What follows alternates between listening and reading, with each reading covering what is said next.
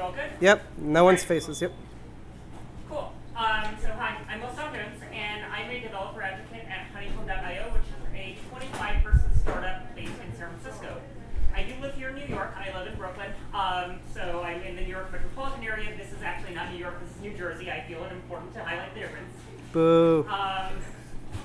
But anyways, one of the kind of major shocks that I had was in moving from an organization like Google, where everything was done for me security-wise, to now needing to figure out how do we actually get security kind of comparable to Google's, but not in Google's budget, and certainly with, 1/10,000th of the number of people at Google has working for it. Like, how do we manage to do that? So this is what I found, and this is kind of the journey that I went on in my first 2 months at Honeycomb, and hopefully it'll give you some great ideas of how you can improve the security of your systems without having to be Google.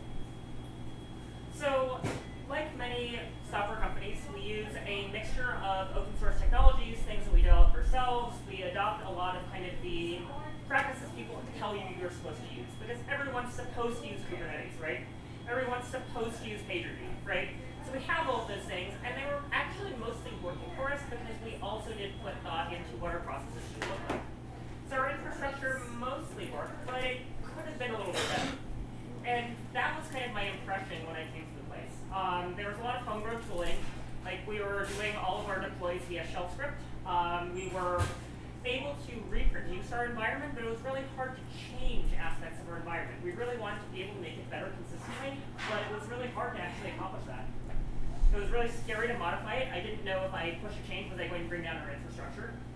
And often I would accidentally overwrite a change someone else had made for infrastructure. Well, it's a great image of the New Jersey Turnpike, by the way. Yes. And it was really hard to understand that kind of blast radius of what am I changing, what am I making better, and how do I know whether this is going to work without actually putting it into production. And we didn't really have an easy revert button, right? Like, you can try anything as long as you have an easy fallback, but try bungee jumping, not so much an easy state revert. And our security posture was not ideal. So let me talk a little bit about what I meant by our security posture not being ideal.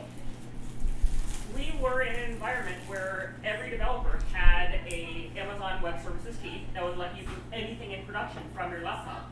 If your laptop gets stolen, well, it's a good thing it's encrypted, but at the same time, laptops getting stolen is not the only threat model, right? If someone sneaks malware onto your machine, you really want them jumping from there into our customers' environments? I don't think so, right?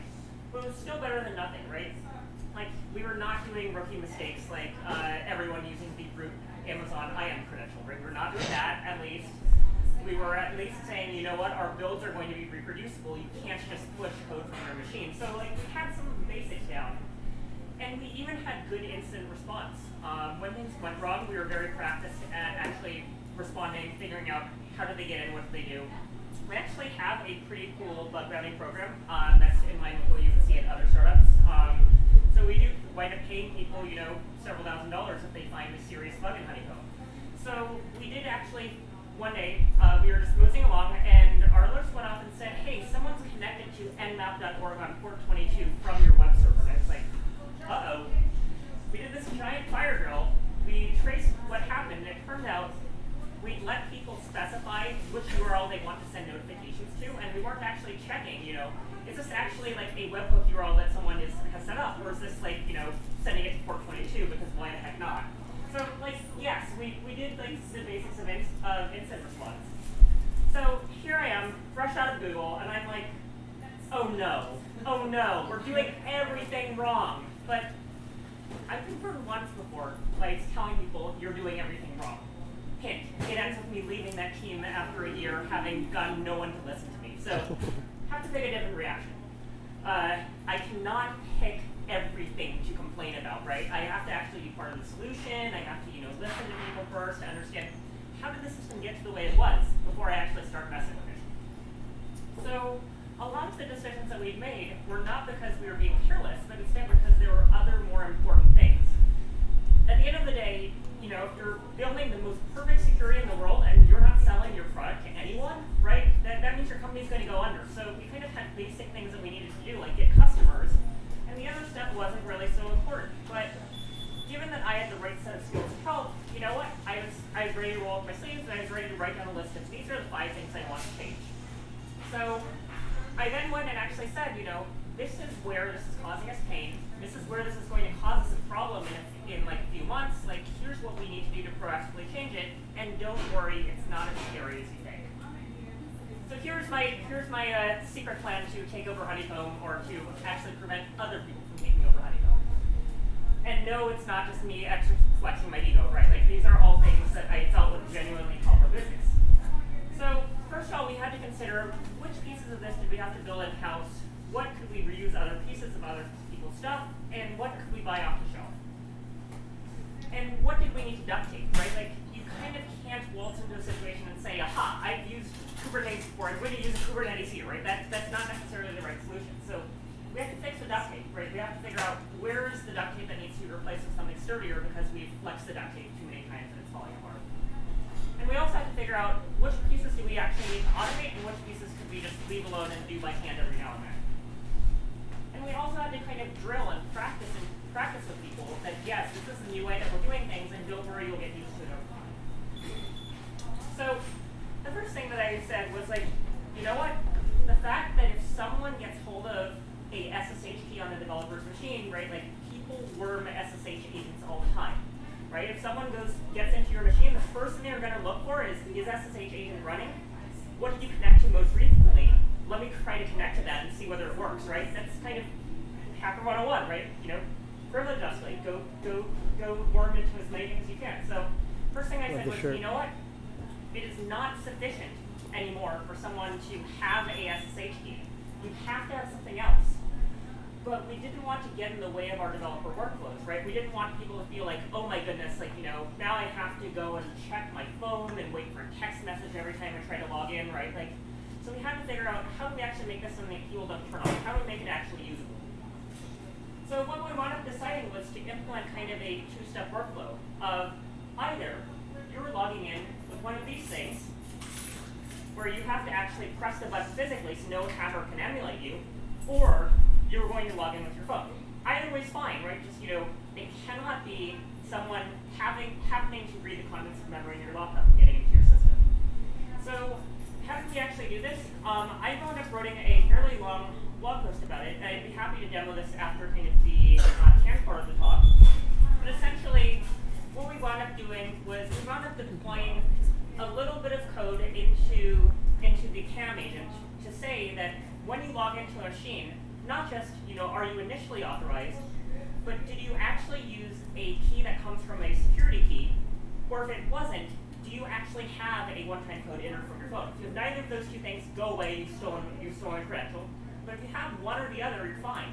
That is definitely a human accessing the system. So how did we need to change things in addition? We also needed to change things so that we were deploying changes solely from Terraform, right? Solely from infrastructure as code, and not from some random developer stealing an AWS key and going to town. So that meant we needed to centralize these configs and put them somewhere. So what we chose to do was actually, we wound up purchasing Terraform Cloud. We bought a Terraform Cloud license because it let us actually take our verified known good peer-reviewed state from GitHub and then apply it to our infrastructure automatically.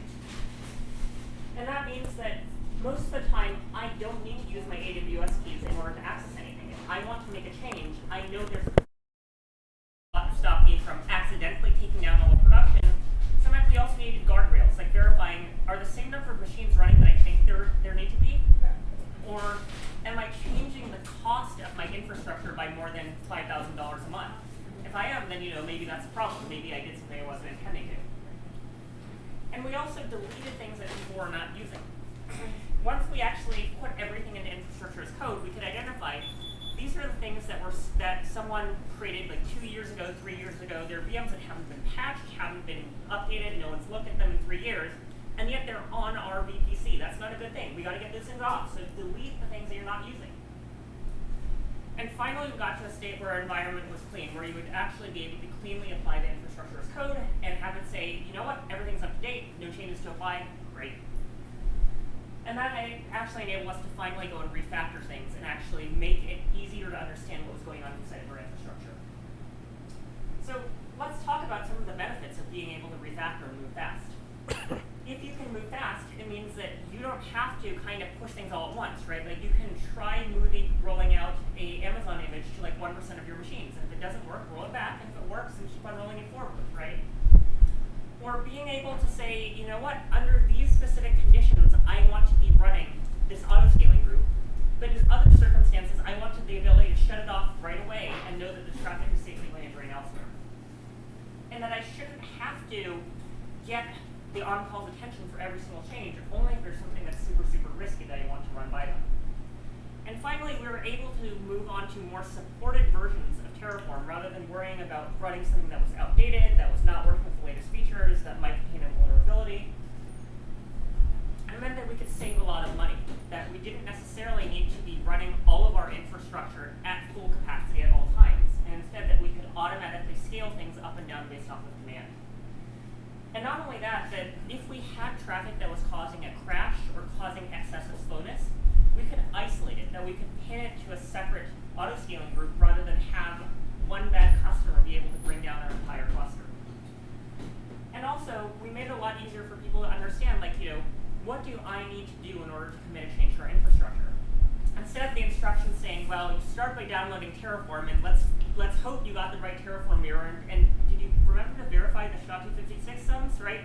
Instead of all of that, people can actually just make a edit inside the GitHub web editor, see the preview of their change, and push it from the web UI, right? Like there's no more need to go ahead and monkey with the command line if you don't have to.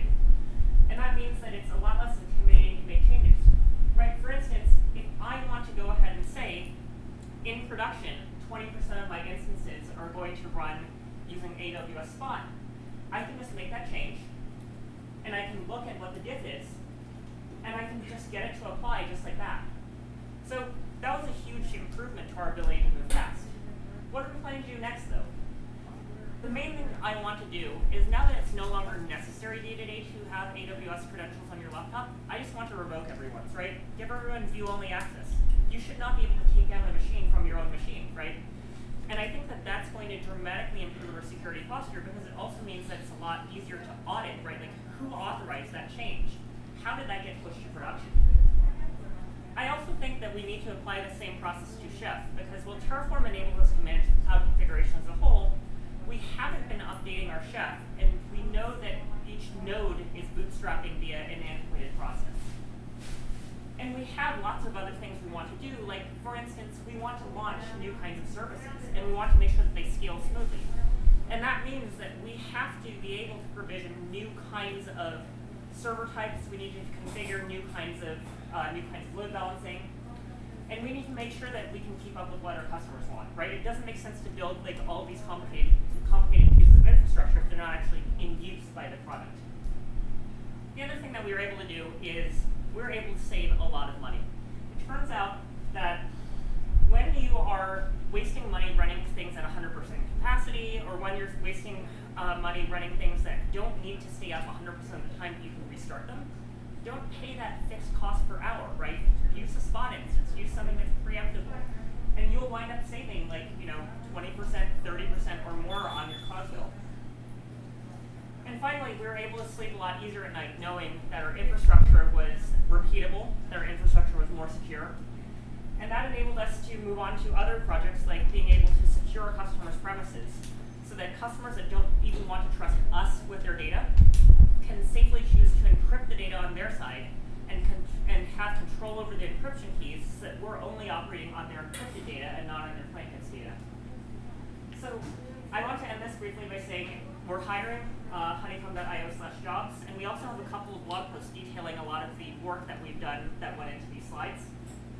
And before I cut away to the last slide, what I want to do is I want to show you really quickly some of our configuration.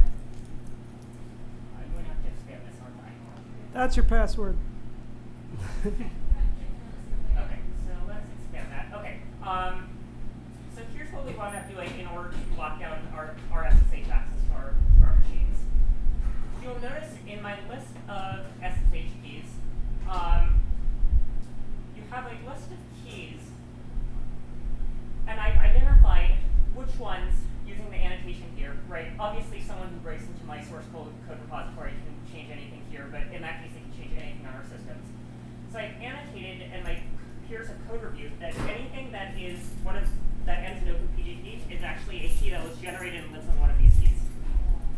that means that over in my infrastructure provisioning code, what I can see is on my Bastion servers. Oh, by the way, were you using a Bastion server? You should absolutely use a Bastion server. Do not allow people to SSH to any host in your clusters. Just don't. Put everything through a Bastion. So on our Bastion servers, what you can see is I've configured things so that if the key is a open PGP key that's living on a security key, or if it's living in the secure enclave on a Mac OS machine, or if it's a crypt.co key that's living in someone's Android or iOS phone, that those ones are allowed to access production without needing further second factor authentication, because they are in fact their own second factor. And then what I wind up doing is I wind up changing things so that inside of my PAM configs, I set things up so that if it's in a good list of keys, right, if it's in a allowed list of keys that I've checked have been generated in the correct way, then it just automatically gets in. Otherwise, someone who's using a key that's authorized in general to access the system but isn't a second factor himself, guess what? Someone's going to have to go and use the Google Authenticator app or the Authy app in order to type in a numerical code. So if I actually try to do this in actually work fine. So let me go and connect to my home machine. So if I enter just my normal password, right? This is an SSH key that just lives in memory on my machine. Anyone could have stolen it, right? So I actually have to get out my phone, and I actually have to go and enter a two-factor key.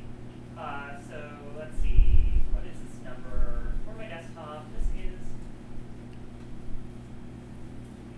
okay, I'm in, right? However, if I go ahead and plug this in now, there we go. Okay, let's try that again. So this prevents someone who steals my keys from my keychain automatically getting access to production. So it's secured the first time that I use it after it's plugged in.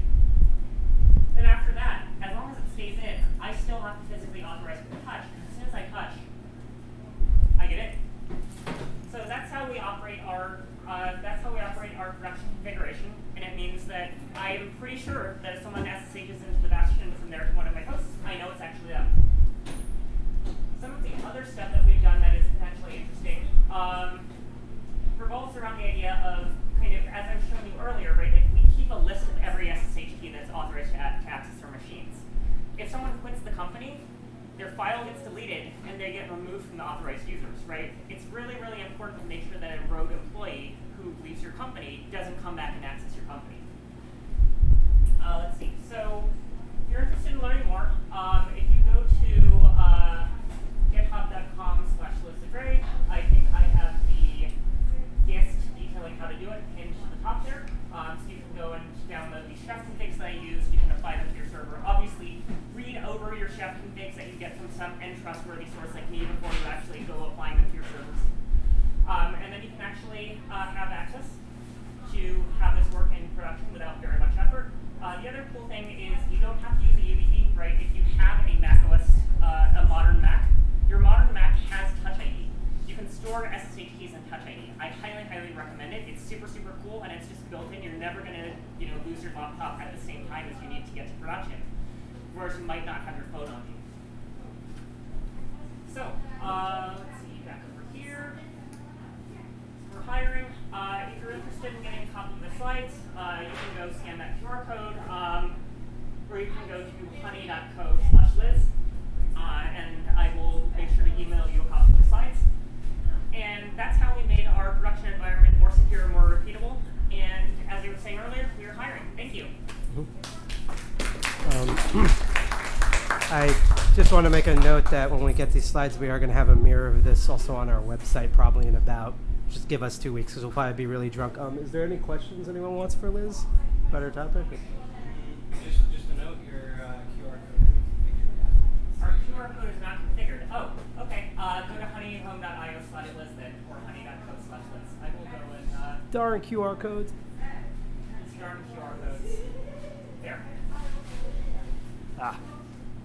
It's a feature now. Any other questions? Everyone's like, what sort of? Oh, we have one Are there. you offering like part-time jobs in New York, or is it all in California? We do offer remote jobs. In particular, part of why I appreciate speaking to this crowd is I would dearly like company in the New York City area. Like I am currently our only East Coast employee, and I would like for that to change. We do not do part-time, but we definitely do remote, as long as your work authorized in the U.S. Those darn U.S. immigration laws that prohibit us from sponsoring visas. Rawr. Mm-hmm. Yes. Are you only hiring developers? We are currently hiring a range of roles. What's the package of them? We are hiring, we actually are just about to post this, we're hiring a product manager, we're hiring two software positions, we're hiring product design, and we're hiring marketing and sales. So, we're growing from 25 people to 30 people in the next couple of months, which is going to be exciting. I'm glad that we're finally getting to grow. Any other questions? Go once up. Here we go. Yes. I like the two-factor authentication thing you put together. You mentioned there was like a feature on modern Macs Yeah. that does like hardware two-factor authentication. Yep. Is that right? Yeah, it's hardware two-factor. If your fingerprint is not detected by the secure enclave, it says nope, you're not getting that SSH key. I see. And is that how does that like protect against malware infecting your Mac? Because your malware cannot impersonate your fingerprint, because the secure enclave is a separate chip, and it's a separate chip that runs a very restricted operating system. I'm sure someone here one day will find a way to break the secure enclave, but Yeah. it is currently not broken to my Also, I knowledge. can replicate your fingerprint, but that's another talk for another time. If you can steal my laptop and replicate my fingerprint, like hopefully by that time that you've knocked me out and stolen my fingerprint, like hopefully my company has had a chance to react. You've had thoughts about this. Any other questions? Yes. So you mentioned about sort of like getting buy-in. Like, what are your kind of strategies for getting buy-in from people? Because it is very easy for like business interests to be like, look, it's just not that important right now. There's all Yeah. these other things to do. Like, what are some of your strategies to get buy-in? I think arguing for security and arguing for reliability are both kind of things that can be challenging to do, and because they're not necessarily shiny features that you can advertise, right? Lack of reliability is like, people yell at you if the website's down, but they're not like, yeah, you did a great job, the website's up, right? Similarly, no one is going to commend you for lack of someone breaking it in the past week, right? I think that there are a couple of interesting ways to address it, one of which is, like, you can talk about near misses, right? You can talk about certainly things that white hat bug bounty finders have found. You can certainly talk about product considerations, like, I know that in general, like, SOC 2 is considered to be paperwork to fill out, but like if you're actually thoughtful about your security process, I think that it pays dividends, right? It means that customers are more willing to trust you because they know that you've put thought into your security posture rather than just filling out the paperwork for SOC 2 type 1 or SOC 2 type 2. I think more broadly, it's kind of just a question of emphasizing to people the cost, right? You do not want to be the next. You do not want to be the next data broker who gets breached and has to pay hundreds of millions of dollars in a class action suit. You do not want to be subject to GDPR fines, right? And every time you have a breach, that's a GDPR fine if you deal with any kind of business with any EU citizen. So I think that's kind of the way to approach it, is to say this is how little it's going to cost you compared to the cost savings of, compared to the cost of getting breached. Even a 1% chance of getting breached, right? A 1% chance of a $100 million breach. You should probably spend $1 million to avert that 1% chance of a $100 million breach. So we have round for one more question. Does anyone have a question? Anyone? Everyone's stumped. Did you? Okay. So I've in the past I've worked with a bunch of different groups who very much have older and not very, up to date preconceptions of how their systems and their architecture should work, and how, the security on that. Like we're talking, they're still using PHP, and Yep. like, what would be a way to work towards making that making a more streamlined move into getting things more automated and, on something that's very much locked down in a way because it's shared hosting on another provider? provider, and it's like, I mean, would I want to encapsulate around it, or like just scrap it, build a new on Amazon cluster, or what? I think that you're going to have to wrap around it regardless, right? The joke of moving from a monolith or moving from a legacy system is you often wind up with a distributed monolith, right? Yeah. So you wind up wanting to put something to decide, do I route to the old environment or new environment anyways? Even if you decide to scrap it and start from scratch, you're going to want to route things between the new and old environment for a while, right? So I think that's going to be the argument is put request routing in front, and then sandbox what you can, kind of maybe stop adding new logic and have to call out to new services, right? You can kind of do the, what's it called? It's a popular name for it. It's called the like strangler fig thing, right? Like where you throw around a tree and like wrap up the tree and build something that looks like, right? Like So that it's pattern like would be having useful. the front end be an all modern, PHP, all modern JavaScript and all modern, stuff, and the back end being a COBOL application running on our system. Yep. But even so, right, that gives you access to a lot of tooling for looking at security issues. It gives you a lot of tooling for looking at performance issues that is not available if you're only using the back end, or if you're only if you're using a monolith that's really, really slow, right? Like you can get benefits from just finding what's the most impactful thing for me to migrate, right, based on what's slowest or what's most risky. Just one quick question on my thing. So, besides hiring for Honeycomb, is there any sort of new project, even if it's just at the conceptual stage, that you are currently working on that you would like to share or announce at this time? Yeah, absolutely. So one of the things that I'm working on is a project called Open Telemetry. Oh, we have stickers for that. Yes. Yes. Yeah. Open Telemetry stickers. So Open Telemetry is a project that lets you write telemetry data like logs or like structured logs or metrics or traces from an application into any number of instrumentation providers, like including Honeycomb, but not have to be Honeycomb.